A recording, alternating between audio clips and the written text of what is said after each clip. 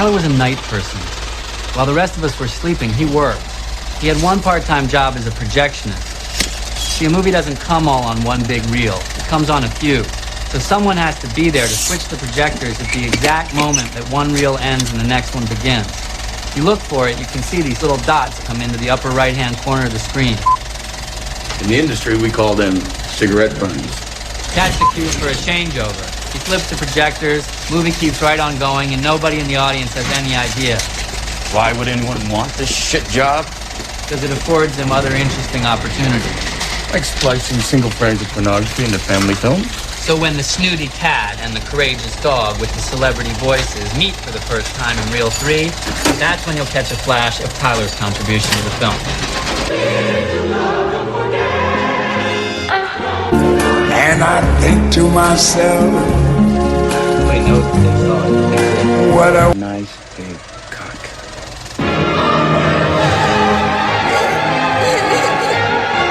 Even a hummingbird couldn't catch Tyler at work. groovy.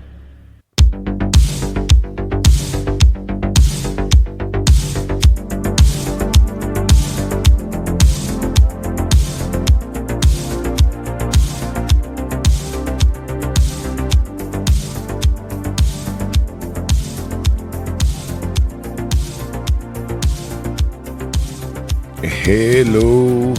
Welcome to another edition of the Night Party Podcast, where we leave it all on the cutting room floor. I'm, of course, your illustrious host, Zach Evergreen. And, yeah, Merry Christmas, everybody. As I record this, it is Christmas Day. You'll probably hear this probably around New Year's, but, you know, Merry Christmas. Our Lord and Savior was born today, and that's good stuff. And today we are talking about Fight Club. Now, you know I'm a Fincher fan, so I'm going to nerd out on this one. I am by myself today because I can't depend on people anymore. However, I'm going to do my due diligence, and we are live on X, so maybe someone will jump in. Who knows? We are brought to you by the Patreon. Patreon.com/NightPartyPod is where you go. For only $5, you get not only this show, but you get amazing other shows such as, you know, Slime Wreck Radio, a weekly show where it's an open conversation on X, and also we go over the news and everything else.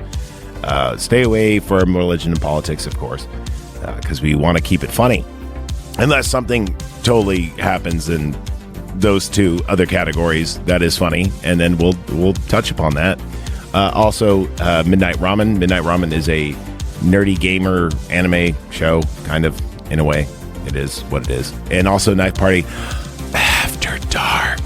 Because I don't like to be on this show after having wacky-packy and drinking. So, you know, that's what After Dark is for.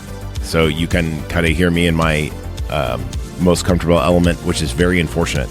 It really says a lot about me, doesn't it? Anyway, yes, for only $5, you get all those shows and more. And there's an awesome Patreon app where you can enjoy all of my recordings and everything else. And it's pretty awesome. We also have watch-alongs, stuff like that. And for $20, you get to Stop the Bike. And the Stop the Bike Club is awesome because when you stop the bike, you not only get to request a show, say like a movie I normally wouldn't do, you can also be on the show and you can co-host it with me, and that's pretty cool. And we also usually have sweet merchandise. Haven't done that in a minute, though, because we don't have a lot of Stop the Bike members. I need a few at least, you know, so I can buy it and put it on here. However, it still exists, and you will get gifts. In fact, we have some leftover tumblers, so, you know, if you do join, you will get that, and you'll get it post-haste, as they say. And also, you get all of our shows ad-free. There you go. All right. Anyway, today we are talking about Dave Fincher's Fight Club. And this is a very interesting one for me. So I don't have a lot of fun facts. No, actually, I take that back. I have a lot of fun facts because this is one of the first movies I have ever bought in. when I started collecting DVDs. I started collecting DVDs, for those who don't know, if you don't listen to the show often. It was, so I grew up in a house where we had a VCR. We had multiple VCRs in the house. You know, we'd rent movies from Big Burger Video. This is pre-Blockbuster. Big Burger Video was a awesome place just down the road. I mean, down the road, like 2 blocks away. It doesn't exist anymore. I wish it did. Now it actually is Caps and Cork, believe it or not. We're also sponsored by Caps and Cork on the borderlands of Vallejo, California, and American Canyon. Caps and Cork is where you get all your delicious alcoholic adult beverages, such as premium beers and premium wines, and it's a very cool place, and you need to check it out. Caps and Cork actually beats Safeway in their beer prices, so go to Caps and Cork. They have been a sponsor with us from day one. We appreciate them. I did not go and buy beer there today because I figured they would be closed because it is Christmas Day. So I went to 7-Eleven. But normally I'd be going to Caps and Cork because Caps and Cork is the place to be. But yes, 7-Eleven is where I got my Lagunitas today. However, normally I'd be going to Caps and Cork. Caps and Cork. So yeah, anyway, Big Burger Video, we used to rent videos and dupe them on tapes. My grandfather would buy these 6-hour-long tapes, or 3-hour long, however long they were, and he'd put 2 tapes on each video, and he would categorize them. Now, when Jonathan Fallon of Hoodcast AF got out of the military, he was in the military for a minute. He actually was discharged for striking an officer. He actually didn't strike an officer. He put him in a rear naked choke and then lifted him up and did a Cobra Clutch slam. It was very devastating, and the Navy had to give him a honorable discharge because of how awesome the move was, and he went through a table. And they're like, you know what, we can't dishonorably discharge you because that move is so devastating. We have to honorably discharge you. So he actually got a Purple Heart too, because I think he got an injury on that. I think he broke a finger or something. I don't know. Well, anyway, so he comes to back to live at my grandparents' house, which is now the house I currently own and live in. I don't own it. The bank owns it because, I pay mortgage. But and he comes in, and we both got jobs at Toys R Us. Toys R Us was awesome. If you're old enough to remember, Toys R Us is like one of the coolest places ever. Cool place to work. That's questionable. He had a shit job at Toys R Us. He was the dude that would build bikes, and also he would, do all the loading of trucks and such. And I got the cushy position where I actually worked at R-Zone. So R-Zone was the place in Toys R Us where all the video games were held, and also where we'd count the registers and all that other stuff, because it was the most secure place. It actually had the office safe, if you were, and and all the games were locked up and stuff like that. So I worked there, and I moved my way up, and I actually was managing that shit like at 19, which was pretty cool. Getting $13 an hour in the year 2000 as a 19-year-old was pretty sweet. And especially when you go, what do you do for your living? Oh, I'm the manager of a video game store. It was pretty cool. So the PlayStation 2 came out around that time, a little bit before actually, but all the great games came out around that time. So we're talking Grand Theft Auto 3, Final Fantasy X, Metal Gear 2. There was a lot of Gran Turismo 3. There was a lot of good, it was the heyday of the PlayStation. Xbox came out too. No one cared. And also GameCube was coming out, and there was a lot of buzz about that, but no one cared. Everyone cared about the PlayStation. And the greatest thing about it is being the manager of R-Zone, I was allowed to actually pop open our demo and put in whatever game I wanted. So we were only supposed to have PG games, but I would throw in Grand Theft Auto 3. I'd throw in like Metal Gear. I'd throw in all like the naughty games, as it were. And then when the real managers came in, I would throw in like a racing game like Gran Turismo 3 or Crazy Taxi or whatever. Actually, I lie. Crazy Taxi was on Dreamcast. Yeah, but you know what I mean. I would do that. So on my first paycheck, in order to keep my head in the business, I bought a PlayStation 2.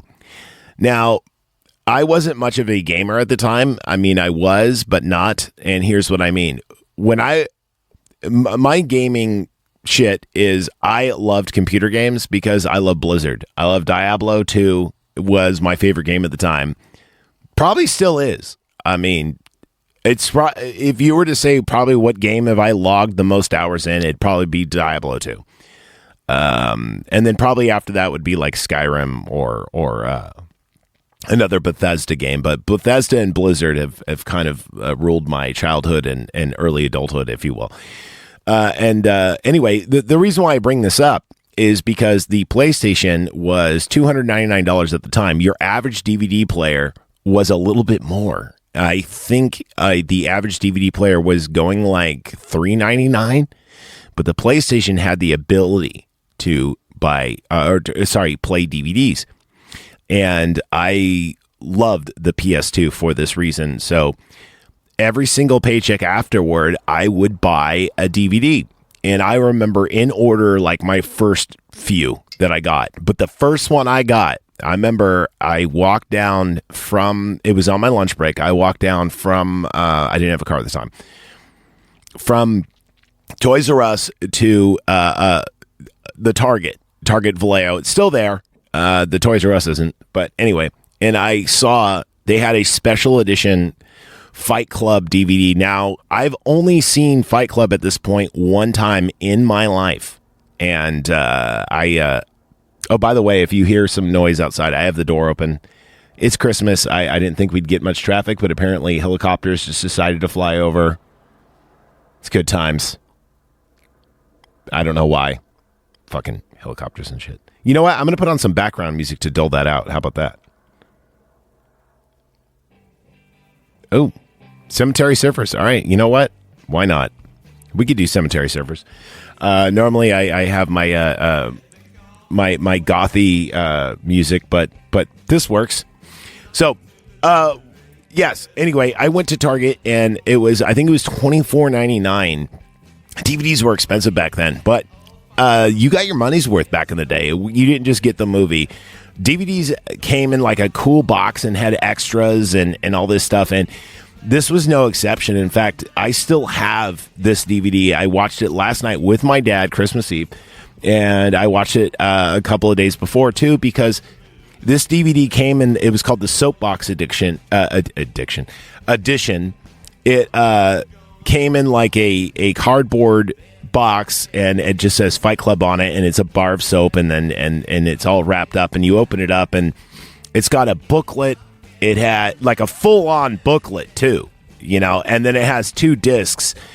It has all the special features, but the coolest thing about the main disc is it actually had commentary with not only David Fincher, with not only Brad Pitt, with not only fucking Edward Norton, and also the ex-wife of Tim Burton. Her name escapes me. I'm looking her up right now. God damn it. Hold on. See, I'm unprepared. God, I always want to say Helen Bonham Carter. That's her fucking name. Yeah. Anyway, so it had all that stuff. And so like I said, I do not know. I don't have like a review on it or fun things you should know, because instead I just watched this DVD with the commentary and stuff. Now, eventually, I would watch this movie so goddamn much because, like I said, it was my first DVD. I would actually put it on and go to sleep to it, and it was easier to watch this movie with the commentary than it was to like watch the movie. So I just started watching the commentary over and over again. So I'm actually going to walk you through the movie and kind of give you their commentary on the movie. which is pretty cool. So, real quick, this movie got an 81 on the tomato meter and a 96 on the popcorn meter. Now, remember, you can actually change the ratings because they let you now here on Rotten Tomatoes. And let's see if I can rate. I'm going to see if I can rate it. Are they not letting me rate it? Do I need to sign in or something? I don't know. Anyway, so it got a 81 and a 96. And I'm actually going to certify this crow status. I'm going to I'm going to give this a 94, I believe. And here's why I'm going to give it a 94. It was pitched as one of the most important movies at the time. And if you actually look, it says rated R, released October 15th, 1999, 2 hours, 19 minutes, which, by the way, flies by. And it says a mystery thriller drama. It's not. You got to approach this movie as a comedy. And also, too, I know we've all seen this movie, but your first time seeing it, it's kind of a mind fuck. It's very Fincher-esque. The second time you see it, it's even better. This is one of those movies, the more you watch it, the more little things you pick up on it. And I think that at this point in my life, after seeing it so many goddamn times, I think that I've come to the full appreciation of it, and I realize so much about it that I give it 94. And you might be asking yourself, but Zach, did you read the book? Yes, I did. I also read the book, and the film is better. I think the film is very superior to the book. The book is good, but it's kind of like American Psycho, where the American Psycho book, yes, it is good and it's more graphic, but the movie is better. There's just some times where the movie is fucking better, and this is one of those times. I'm pretty sure Jaws, I never finished the book. No, I read it once, and I will also say the film was better. Another one is probably Jurassic Park. I think the movie is a lot better than the book. But anyway, so there you go. Yeah, I give it a 94. I'm deducting a little bit of points because there's just better movies out there. I even think 7 is a better movie, also by Fincher. I don't even think I rated 7 that high. I think I gave 7 a 95. I'm not sure. I have to go back and re-listen to that. But I hate listening to myself. But anyway, so there you are. I'm giving it a 94. All right, so the movie starts out where we have, a really interesting CGI scene of all these synapses in the brain, and then it comes out, and we actually see a gun in the narrator's mouth. I'm going to call the narrator Jack. I think he's actually credited as Jack, too. And, 60 seconds with a gun in your mouth, you only speak in vowels. All right, so real quick, starting off, this CGI scene was actually done in post. They weren't sure how, like when they were filming this movie, they were cowboying it. So like a lot of the CGI in here is all in post. The CGI does hold up for being, this movie's almost 30 years old. Can you fucking believe that? This movie's 25 years old. And it seems super relevant even today. It does not seem old, and it does not seem, it really does seem current. To what, and someone is in my driveway doing something. It's a weird thing about being a homeowner is when someone pulls up in your driveway, you tend to look. I know this is great radio, isn't it? Okay. All right. Well, anyway, there it is. Someone is in my driveway. It's a Chevrolet. Okay. All right. Back to the movie. Fuck. See what happens when I don't have a co-host to bounce off of? Like I bounce off of a random fucking car. Oh, good. Times are great, aren't they? All right. Anyway. So, the CGI was done in post, but the filming of this movie was really done in weird ways too. So I'm going to walk us through it.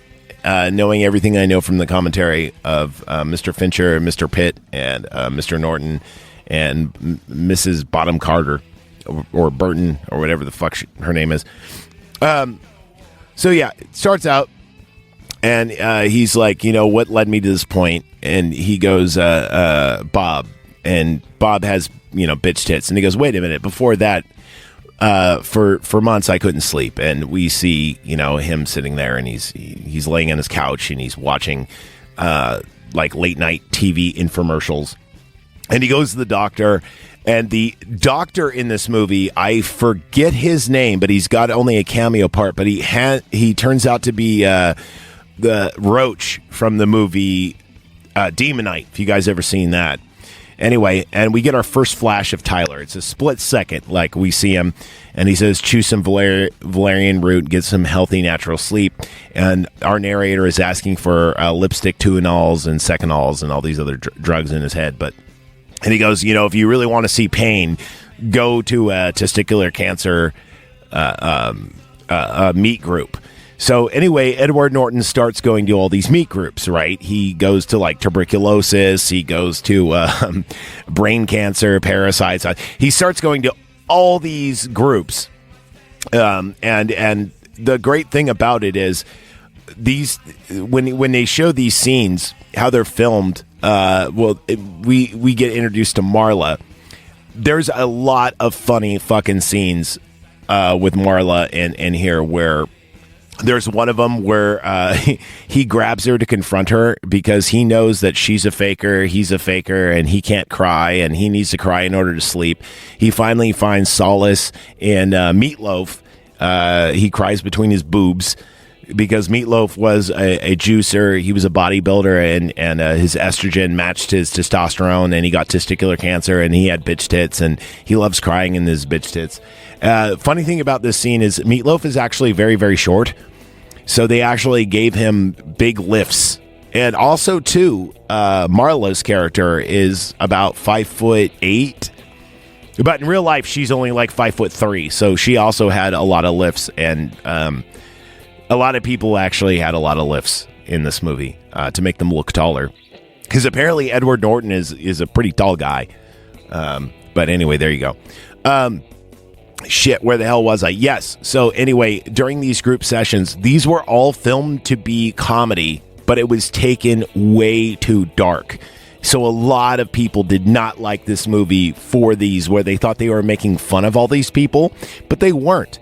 They were actually just, saying, and in fact, they weren't even very true to what it was. Like, I had to go to an AA thing, shocking, right? Court ordered about 20 years ago. And the lighting and everything else, Fincher has this thing with green light. Like, he really likes the washout shit. In fact, Edward Norton even complained about this movie that it was filmed too dark, that it was filmed too serious for what it was. And they were actually filming this movie as if it were going to be a dark comedy, and it came across as this like super important film. And they were like going, well, it wasn't supposed to be. It was actually just supposed to be a comedy, but there you go. Yeah, so everything's got this like fluorescent neon green washed out removal of red from almost the whole film. Like the whole film, even blood in this movie looks like black because they just totally washed out all the red. Except for Tyler's outfits, he wears red a lot, but again, they're very, very, very washed out. So it looks odd. Like it kind of feels sick while watching it, if you will. Anyway. So kind of the opposite of Natural Born Killers, where red is super, super enhanced. It is very dulled here. All right. So anyway, fun facts about this. So Chloe, they say Meryl Streep's skeleton, and that whole scene where she's talking about like lubricants and anal nitrate and everything else. She wants to get laid for the last time. That actually is in the book, but it's not Meryl Streep. It's some other fucking actress, but she didn't look like the other actress. She looked like more like Meryl Streep, so they used Meryl Streep. So that was kind of something done on the fly. Anyway, after this, we actually go to the whole Planet Starbucks thing. So this is the office scene. Now, all the office scenes were actually filmed before Brad Pitt even stepped on stage. I think this had something like a 260-day shoot, and Fincher was on set for almost all of it, but 1 week. He took 1 week off. I'll get to the week he took off, and which is actually kind of funny because there's something there's a fun fact with that.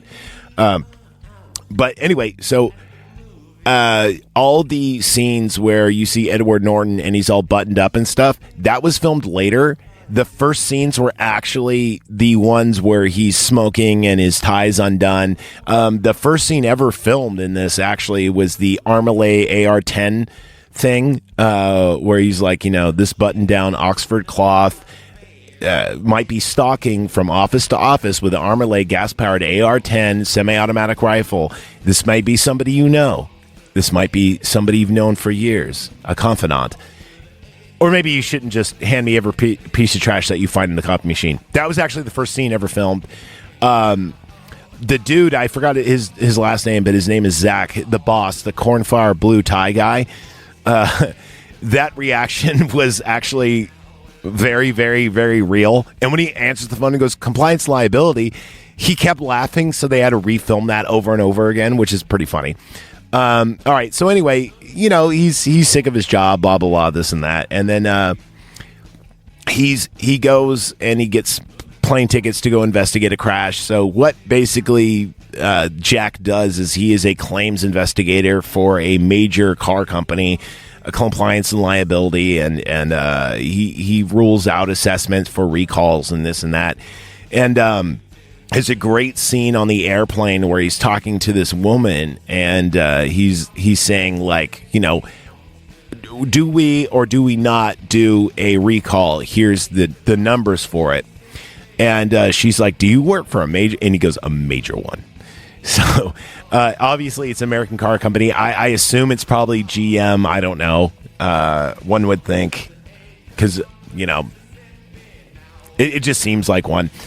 Anyway, so then he, fascinates about a plane crash. And I remember back in the day, this scene would wake me the fuck up because I used to have... This movie was one of the first, like, really big stereo movies I had, where it was I think it was 5.0 or... No, it was before that. It was stupid.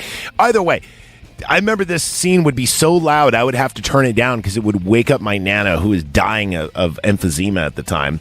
And she'd always go, Bobby, the plane's crashing again. And and when I bought this movie, it was shortly after 9/11, so it probably scared the shit out of her, regardless. Then he wakes up and there is Tyler, and they're on the plane, and they have the same briefcase, and they get introduced to each other, and do I give you the ass or the crotch and everything else like that. And apparently, God, what was I going to say about this scene? There was something hilarious about it. Oh yeah. It was David Fincher thought it was hilarious that this guy Tyler was selling these like boutique soaps, all looking handmade and wrapped and very IKEA and everything else, but yet he's very rock and roll and jumps in a convertible car and drives away, and he's like the opposite of what he's selling, right? Like he's super red, but what he's selling is a super liberal blue product, which is the lady's fat ass is back to him. There's also a great scene too around this time where we see Jack and he's walking through his house, and this is probably the best CGI in the movie. His house becomes the IKEA catalog. As every step he takes, like a furniture just appears, and it says the price of it, and it also says like where it's from, how it's made, blah blah, this and that. Very, very cool. And they had to redo this scene over and over again because he had to walk in a certain way and to make sure that the CGI would pop up in a certain way, and his narration over it. But he was also on the phone, so he said it was a lot of trouble doing this, just to get the timing right. And in fact, Edward Norton said the biggest challenge of this whole movie was because it's the narrator, Jack, if you will. When he talks, he had to act in a certain way Like, there was moments of silence in this movie. So, for instance, if you were to watch this movie and just cut out the narrator, there's a lot of dead air on purpose for the narration to go through. And the narration was not necessarily all done in post. It was actually done during, which is very interesting, to me at least. Okay. I don't know if this episode's going to suck or if it's going to be great. So, other fun things about this movie is... the whole bar scene, when he's talking about, do you know what a duvet is? And they talk about, Olestra and Viagra and everything else. Brad Pitt actually threw in, I forgot what exactly it is, but it's an anal leakage like pill. And Brad Pitt said, can I throw in fuck Martha Stewart? And then on the commentary, he goes, I take back what I said about Martha Stewart. She's actually really cool. And Martha Stewart is, she's a bit of all right. I'd totally I would. She's like a vampire, though. She doesn't age. Anyway, so that whole scene is not in the book, just to let you guys know. I forgot exactly in the book what that takes place in. I want to say it's a bowling alley. I probably might be wrong. I haven't read the book, and I only read it once, and it was a long time ago. It was like 3 or 4 years ago, and I just read it just to read it. Is one of those things where, you get a Kindle and you get to pick out like 3 books, and I picked, of course, American Psycho and fucking Fight Club. Anyway, back to this. Fight Club is an easy read, though. It's actually quite quick. Another difference between the book and the movie is when they're making soap, instead of going to liposuction clinic, that's actually not in the book. He actually takes it from Marla Singer's freezer, because like her aunt... It's either her aunt or her mom died, and there's fat, and she makes like soap out of her fat. So that's kind of interesting. So I don't even remember really the Paper Street Soap Company being in. I could be wrong in the book. Maybe I just read past it or just never minded it. But I don't really remember soap being a big thing about it. However, in the book, they actually, and in the script, when they are making soap, the LA Bomb Squad actually contacted Fincher and said, you can't air this scene because you're giving the exact fucking recipe for dynamite. So you got to leave out some key ingredients.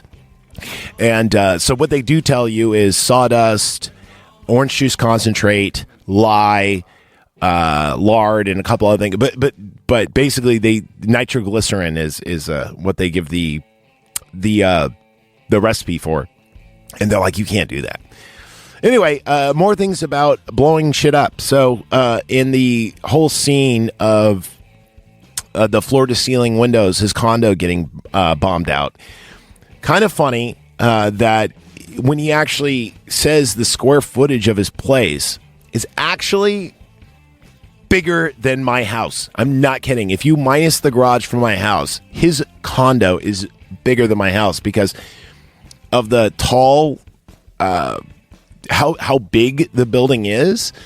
Like, we're not talking. So your average home, I think regulation is 9 feet, might be 10. I'm not sure. I'm not a fucking licensed carpenter.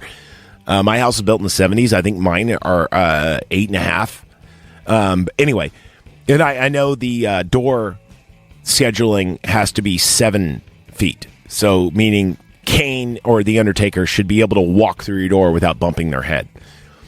Now, my friend Antonius is a giant, and he almost bumps his head going to my bathroom. So mine's probably a little bit lower than that. Anyway, the amount of gas it would take to fill, because, gas rises because it's lighter than air, and the compressor clicking on the refrigerator would mean that business trip he took would have to be something like 2 weeks in order for that actually to happen.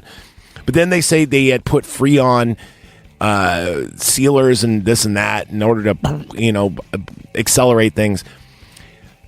I really don't think that would happen. It wouldn't do that much damage. So, I'm not minusing points for any of this. I'm just saying it's not very logical. I just had to look at my mic for a reason. I don't know why. It looked like someone opened a beer with it because it's got a cut on it. I have no idea what this has to do with the episode, but I'm moving on. Like I said, I don't even know if this is going to be a good episode. I'm just riffing. All right. More stuff. So, not only do we have Meatloaf in this movie, we also get Angel Face. Angel Face is played by that one dude, Jared Leto, who girls love. And I love this movie because he gets his ass beat. And in fact, this movie almost got an X rating because of the Jared Leto scene. When I Want to Destroy Something Beautiful, it's when Tyler favors Angel Face over Edward Norton's character, Jack. And so he fights him and he just pounds him. And the whole thing is, you know, when like the rules of Fight Club, someone goes limp, fights can only go as long as they have to. Well, you know, he mounts him and he just punches him left and rights and fucks up his face. And he's the prettiest one of the group, to the point where his nose is cut and his eye is like, you know, all fucked up. And, but yet he still respects him. I mean, when Project Mayhem starts, there's a scene where Edward Norton walks in and he's got beers, and Jared Leto comes up and he goes, "Let me help you with that, sir."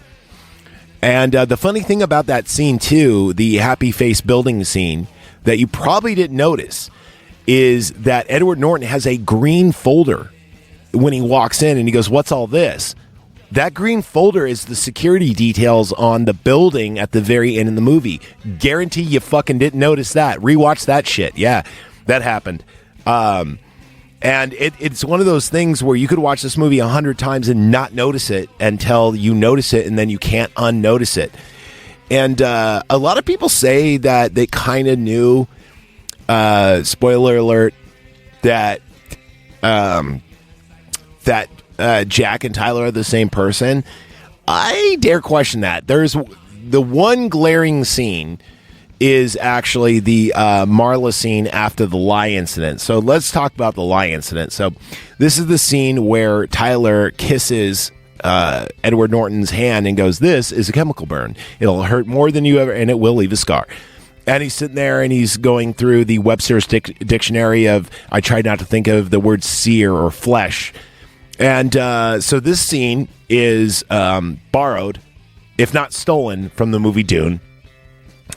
It's definitely borrowed from the movie Dune, if not stolen. Actually, I'll take that back.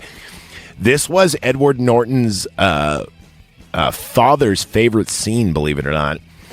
And but this scene does give away quite a bit, because Marla goes like, "Who did that?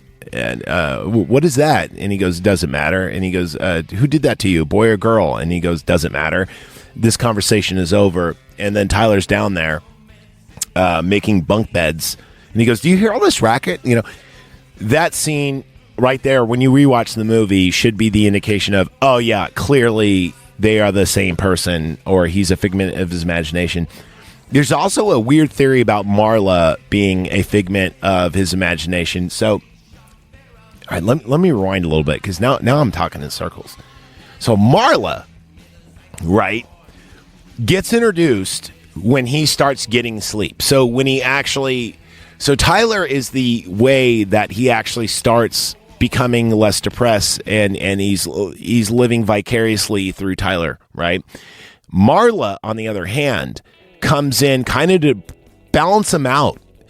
And there's a lot of people out there. The Marla theory is that Marla is the yin to Tyler's yang, where Marla doesn't exist at all either.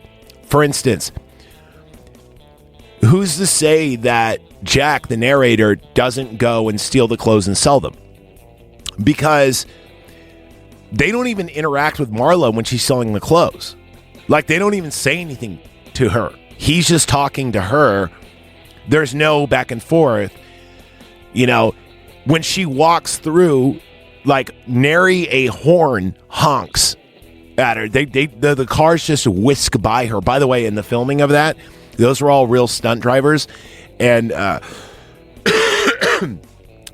the actress Helen Bonham Carter said that there was like a couple of fucking cars that like actually whisked her and touched her dress. They were like that precise and close.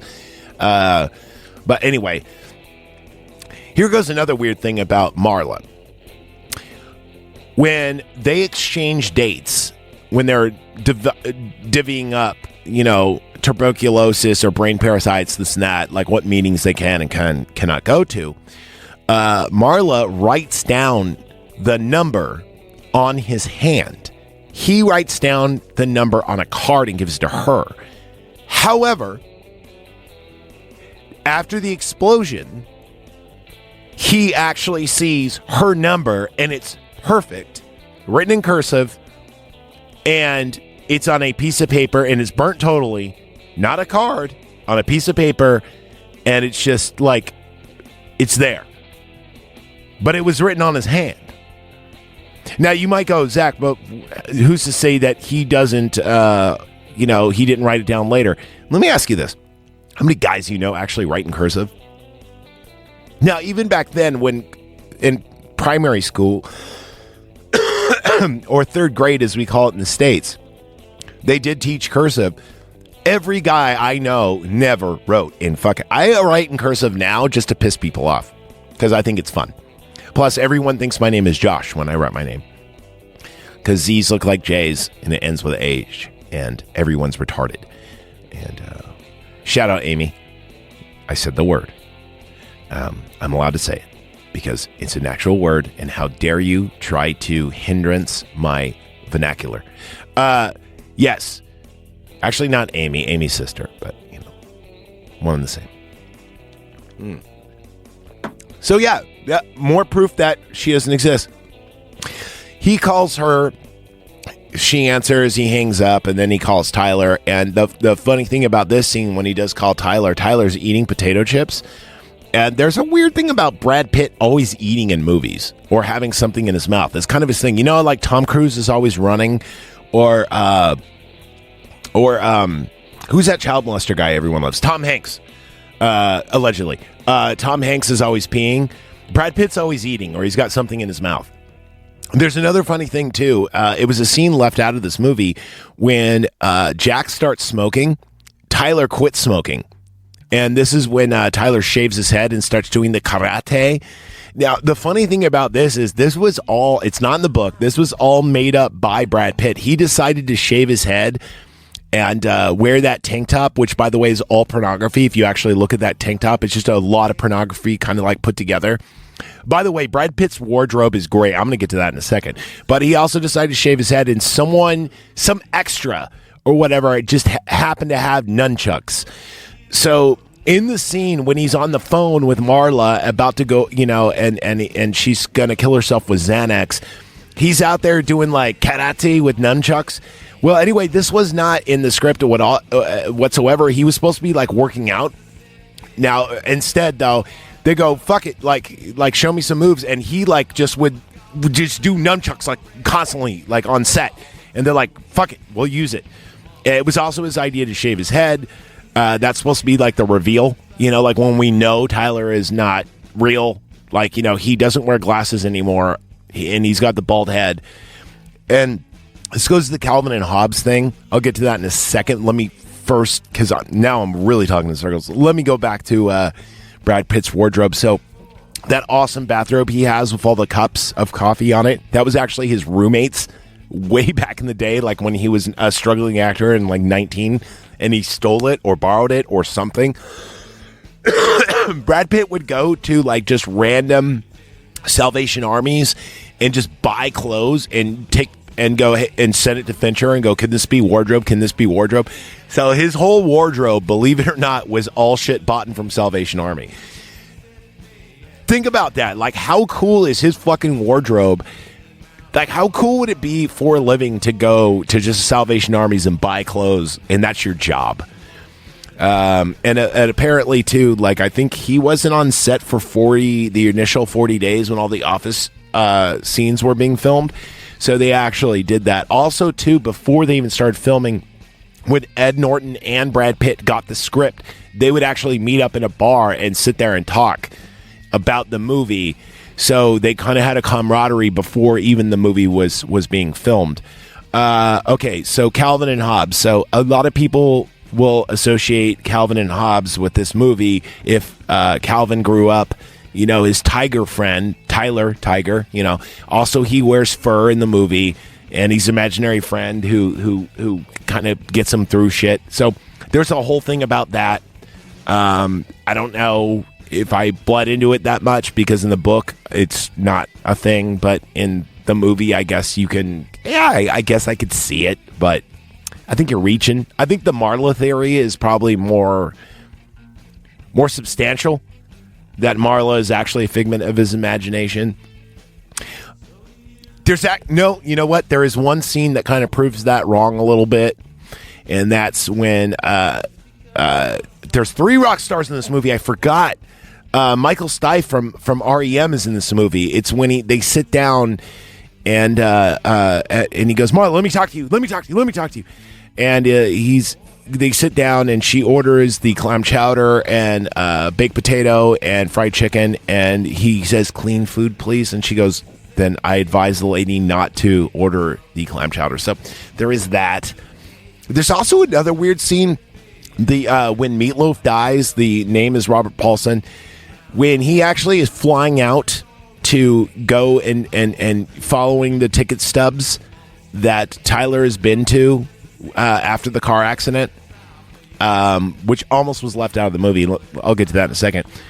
Where the dude in the whole full-on neck brace, broken neck like thing where it's drilled into his head and shit, he's not there. He looks over, and in the kitchen they're going, his name is Rob, and he looks back and the dude just fucking appears. Now hold on, I could see you going, wait a minute, maybe the guy just walked over and he's quiet. No, the guy has got fucking full on like headgear and shit. Like he's not going to be that fucking nimble and quick. He just appears there. One. So, I mean, is that all in his head? Like, maybe all of Project Mayhem may be in his head. Like, we don't know. They don't. Fincher actually said that the only person that's actually a figment of his imagination is, in fact, Tyler, but we don't know this. There's also the other scenes, like where Tyler is doing the banquet thing, and Edward Norton is actually, when he goes, let me tell you something about Tyler Durden, and what I started the clip with, there's actually, or show with, rather, that clip. There's actually a scene where Edward Norton's actually sitting there. He breaks the fourth wall and he starts talking to the camera. He talks to the camera about Tyler and the cigarette burns. He talks about Tyler and like the lawsuit thing. Another thing too that kind of breaks the wall where you kind of know that Tyler's fake. If it wasn't the Marla scene, it may be in fact this scene where he fights his boss or stages the fight with his boss.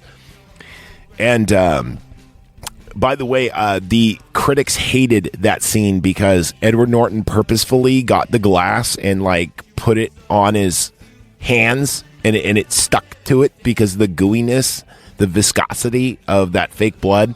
They were not fans. They really hated this movie.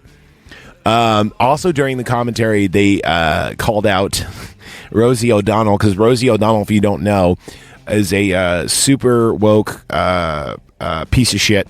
And she actually gave away the ending of this movie. And Brad Pitt said, I will never do business with her again.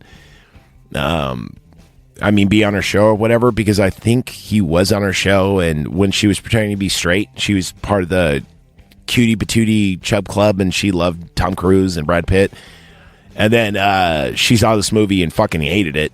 And this movie actually rubbed liberals the long way. Like, this movie was the original Donald Trump. Like, people on the left hated this movie, even though this movie is very leftist, if you actually think about it.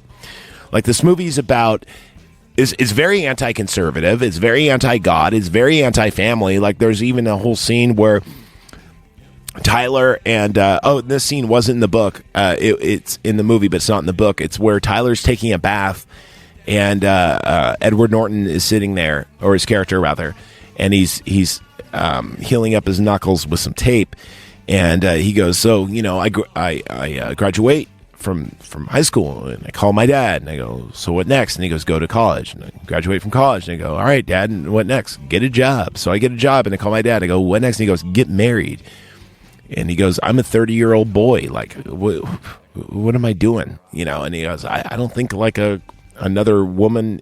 We're a generation of males raised by women. I think that another woman is the last thing we need. And it's funny because I agree with that, because I was raised by a woman. I was raised by my nana. But the funny thing about it is, I wanted to get married my whole life. That was like kind of my goal, is get married and get a house. So, but I don't know. That has nothing to do with this movie. But anyway, what I was getting at is that this movie is very, very anti-God, very anti-family, and very anti-establishment. One would think that anyone that shaves their head or dyes their hair blue, who is overweight and likes to scream on Blue Sky or whatever the fuck anti-Twitter is, you would think they'd love this movie. And also, like, Tyler's goal is to destroy all the credit ratings to make everyone go zero and create total chaos. That's like Antifa and fucking BLM and everything. Like, one would think. But maybe it's like, to quote Jeff, Face in the Mirror, maybe it's like when you show leftists like what their end goal is, they don't like it. They're like, oh, yeah, we don't like that. It's like, but that's what you're about. Anyway, but they do it in a very, I guess, homosexual, masculine way. Like, this movie is very, I'm not going to say homosexual, but there's a lot of cock in this movie. And there's even some bare ass. In fact, when Jack is reading I am Jill's nipple, I am Jack's eyebrow, I'm Jack's colon, and there's a great scene, and it's one of my favorite scenes, actually. You see Brad Pitt riding his bike around and goes, "Hey man, what you reading?" And he's like, "This is the organ written third person."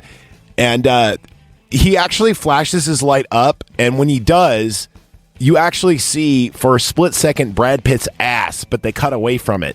Brad Pitt was actually riding his bike naked through there, and he actually did crash. However, they didn't get it on film, so they had him actually stunt fall like a bunch of times, and it just wasn't the same, they said, though.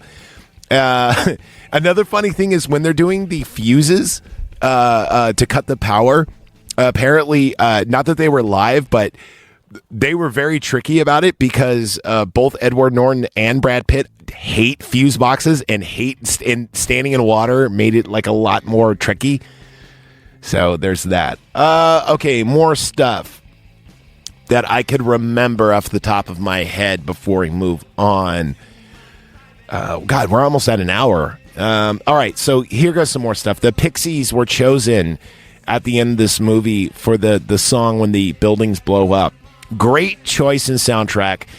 And the Pixies were kind of like a band like Radiohead, where you have to like them if you're like, if you're cool, if you will. But the reason why the Pixies were chosen is because the whole movie has a lot of like techno electro, I'm not going to say rave type music, but there's not like a guitar within the whole soundtrack until the very end, and they thought it was a breath of fresh air. Another thing too is the cock that is spliced into the pornography is allegedly, not proven, but allegedly supposed to be David Fincher's penis himself. So he's got a nice piece. If that is in fact him, and until I hear otherwise, I'm going to just go with it. He's got a very tan piece, which is funny because his face isn't that tan. Like, I mean, that almost looks like a well-hung Puerto Rican gentleman, but, who can say? I didn't make the film. I wasn't there. Let's see. More fun facts. Trying to think. I know as soon as I hit stop, I'm going to think of like 30 more fun facts about this movie. Let me just think. Oh, this movie's brought to you by Pepsi and Starbucks. And they were actually real sponsors. And they did not mind the movie at all or how they were portrayed. Portrayed. Yeah, so you could see... And it's funny because whenever there's a sponsorship in the movies when bad shit happens. So, for instance, too much school. When they human sacrifice, when they're about to shoot the dude in the back of the head for not going to finishing out his college, there's a Pepsi thing. When he's miserable at work, you see Starbucks everywhere. Including there's a whole scene where everything's a copy of a copy of a copy, and you see like the Starbucks thing on the copy machine going back and forth, which is kind of hilarious. BMW, there's a great scene where they put birdseed all over, and you can see them shitting on all the cars. They're all like BMWs. When they're walking around talking about the fight clubs that had got started in other cities, they have two baseball bats and they're just hitting cars, setting off their alarm and their airbags. And then it's great because all the commuter cars, like the Hondas and the Nissans, they skip, but they hit all the luxury cars. And then they see the Volkswagen, they go, let's hit it. And Edward Norton and Brad Pitt actually kind of got in a fight over this. So it originally was Brad Pitt's idea. And then Edward Norton goes, that's a great idea because it's the, I hate the word, but I'm going to use it. It's the boomers pushing their corporate yuppiness on the next generation. Right. But then Brad Pitt goes, you know what? I actually changed my tune about it. So I don't know if he got like an endorsement or what, but anyway. My mom had one of those cars. Edward Norton said that the reason why he hates it so much is that it had a fucking flower stem in it. And he just thought, like, yeah, this is pushing your hippie stuff and just making it the most yuppie corporate consumer bullshit ever. This movie's also brought to you by Busch Beer, which I'm pretty sure they did not actually have a sponsorship, but they don't cover it up. So everyone's drinking Busch Beer throughout the whole movie, which is kind of funny because Busch Beer is like one of the cheapest fucking beers you could buy. I remember at the time I was drinking Busch Beer, and you can go to Food for Less. I don't even think Food for Less is around anymore. I think it became Food Max, but Food for Less used to be cool. It used to be a 24-hour kind of like Walmart type place, but without electronics. It was just a grocery store. And the great thing is you could shop at like 2 a.m. You could be in and out of there really quick. And anyway, the Busch Beer, we'd get a 24-pack. I'm not even lying to you. It was $11. It was like $10.99 for a fucking 24-pack. We used to call it the Cube. Oh, shit. Trying to think. Another great scene is when they start building their army and Tyler's sitting there and he's got the bullhorn. And that bullhorn was actually introduced because they were on like a 36-hour shoot or something. They were like shooting like all day and all night, and he was so tired he couldn't yell, so they just gave him a bullhorn. That's why he's like, you're all part of the same trash heap. You're not a beautiful or unique snowflake. It's because he was actually that fucking tired they had to give him a bullhorn, which is great. Speaking of stuff like that, that's kind of crazy. The all singing, all dancing crap of the universe part, a lot of movie theaters complained because they actually thought that the film was getting fucked up during that scene. And also, this was one of the last movies to actually have a cigarette burn. And he goes, boop, and he goes, in the industry, we call those cigarette burns. Did you know that was actually a real cigarette burn in the movie to change it over? Get the fuck out of here, right? Yeah. Anyway, they don't do that anymore. They all come and run one reel now. In fact, I think they're digital. I don't even think they're film anymore. I'm pretty sure like some movie theaters still have film, but let me think. Is there any more Fight Club fun facts I have? I don't think so. I think that's it. Well, shit, I almost went an hour just talking to myself about fucking Fight Club. Great fucking movie. I give it a 94. No. Did I say 95 or 94? I'm going to say 94. I think it's a great movie. It's a wonderful comedy. Okay. How can I not talk about dildos? The scene where Marla comes in, calls on the phone, and Tyler goes over to rescue her after she takes a Xanax. This is actually a great closing story. Helen Bonham Carter actually asked the doctor on set. She actually went to have a physical just normally, right? And she goes, how many Xanax would it take to kill me? And the doctor's like, I'm not prescribing you Xanax ever. I'm putting that in your mouth. And she goes, no, it's for a roll. It's for a roll. I swear it's for a roll. And so they said, I don't know, about 30 would probably do the job. So when she goes, I took a full bottle of Xanax, you could, she mentions the number of it, or somehow, some way, some, or maybe they came in there. I don't know. But they actually did their due diligence to go, this is exactly how much would kill you. It was like guaranteed. Right. And when Tyler comes over, there's a dildo, and she goes, don't worry, it's not a threat against you. And she slips off the bed, and then he touches the dresser, and the dildo jiggles.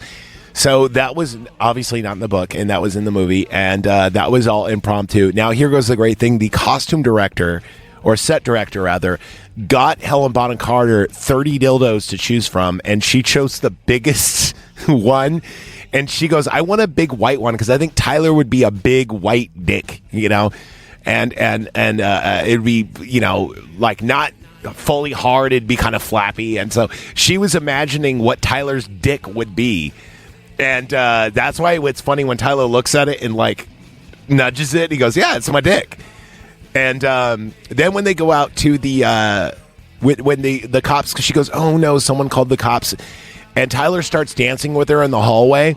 That happened without music, but they added music in post. So he just started dancing for no reason, and they're just like, "Oh, that's great, keep doing it," And also, too, when she's going around slamming on doors and shit, apparently those weren't all extras, and I don't she wasn't supposed to, she was they kind of improv that whole scene is what I mean, which is kind of cool. And Fincher told her to try to stall.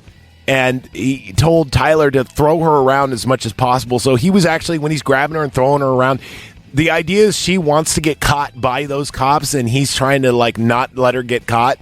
So I don't know. That's kind of funny. And yeah, I think that's a good story to end on.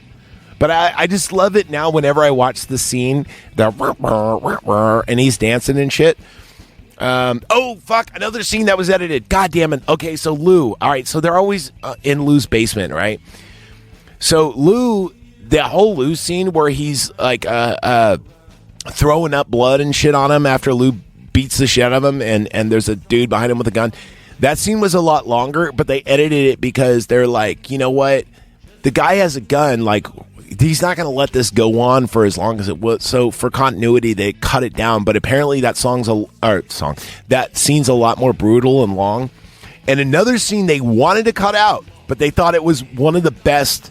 Oh, I'm going to end with this. Okay, here we go. Is the car wreck scene.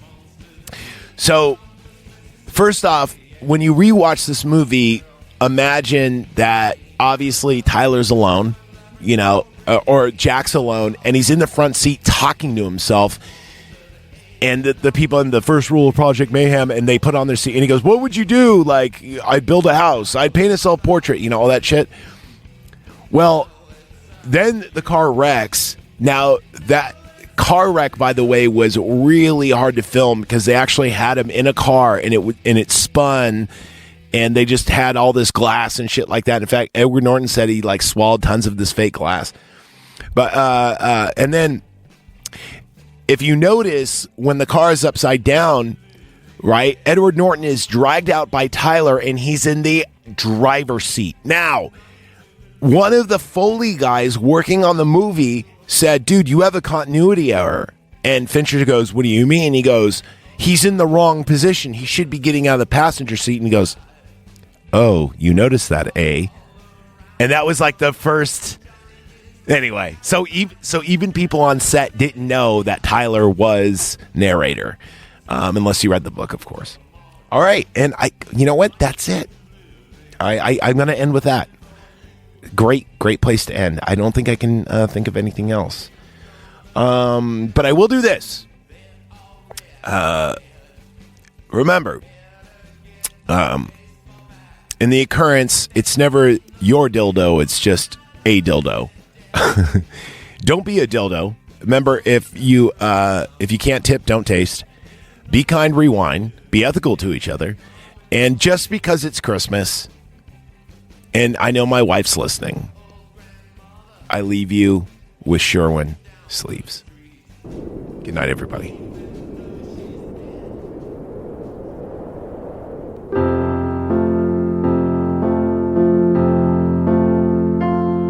I was feeling pretty good for la la la la. Taking my time on the la la la la. Snow falling down in the la la la la.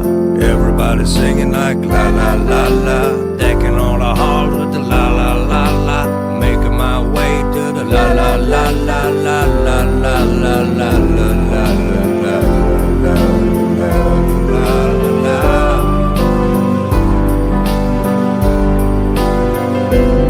I like to drink a little beer at the end of the day. And go walking in the town, feel like a million miles away. Now the snow is like a sea, like a sand above the beach. The lights sparkling in the trees, the people shouting in the street, and the people in the light, all the children in the light, singing holy, holy night.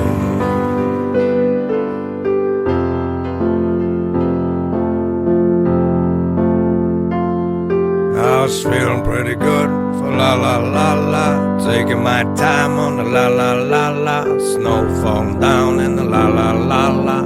Everybody singing like la la la la. Decking all the halls with the la la la la. Making my way to the la la la la la la la la la la la.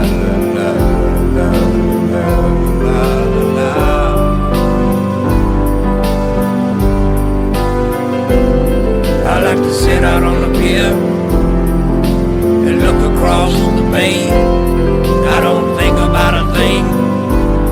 I feel a million miles away, like I'm floating from the sky, like a storm of falling snow. Then I'm spinning through the trees, then I'm shining in the road. All the people in the light, and all the children in the light,